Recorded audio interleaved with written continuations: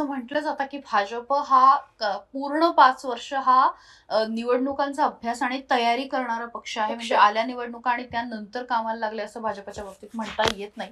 त्यांच्याकडे पूर्ण वेळ सेल सुरू असतो आणि सेल म्हणजे त्यांच्याकडे विभाग सुरू असतो आणि त्या विभागामध्ये पूर्ण वेळ निवडणुकांच्या दृष्टीने एक प्रकारची तयारी केलेली असते आणि तीच कुठेतरी दिसून येते.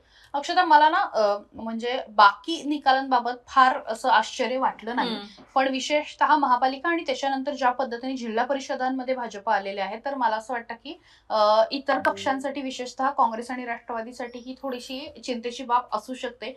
कारण जिल्हा परिषदा असू द्या किंवा पंचायत समित्या किंवा ग्रामपंचायत, इथे कायम काँग्रेस आणि राष्ट्रवादीचा वर्चस्व राहिलेला आहे. म्हणजे तुम्ही जर बघितलं असेल तर टिपिकल पांढरे कपडे, कडक कपडे घातलेले लोक आणि त्या पद्धतीची जी सगळी स्टाईल आहे ती कायम काँग्रेस राष्ट्रवादीची राहिलेली आहे. आणि अशा ठिकाणी जिथे यांचा कोअर एरिया मानला जातो, जो स्वतःची अशी ताकद बलस्थान असलेला जो भाग आहे तो मानला जातो आहे, आणि अशा ठिकाणी जिथे यांचा कोअर एरिया मानला जातो, जो स्वतःची अशी ताकद बलस्थान असलेला जो भाग आहे तो मानला जातो, जिथे हा पक्ष मुळापासून रुजलेला होता, त्या ठिकाणी भाजपने येणं, त्या ठिकाणी भाजपने नुसता चंचू प्रवेश केलेला नाहीये, तर जोरदार प्रवेश करणं हे थोडंसं धोक्याचं असू शकतं पुढच्या काळातल्या राजकारणासाठी. आणि म्हणून आता तरी सावध होणं गरजेचं आहे.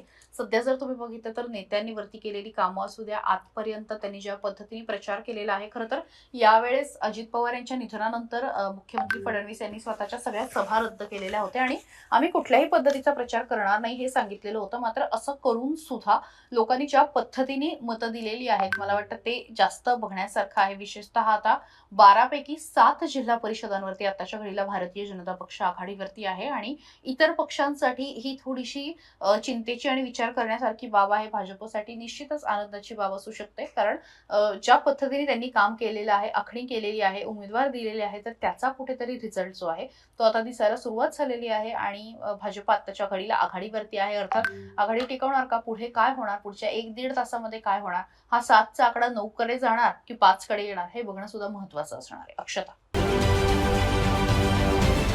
महाराष्ट्रातील सर्व बातम्यांचे विश्वासार्ह व्यासपीठ, सकाळच्या सर्व सोशल मीडिया प्लॅटफॉर्मला लाईक, फॉलो आणि सबस्क्राईब करा. तसंच सर्व नोटिफिकेशनसाठी बेल आयकॉन प्रेस करायला विसरू नका.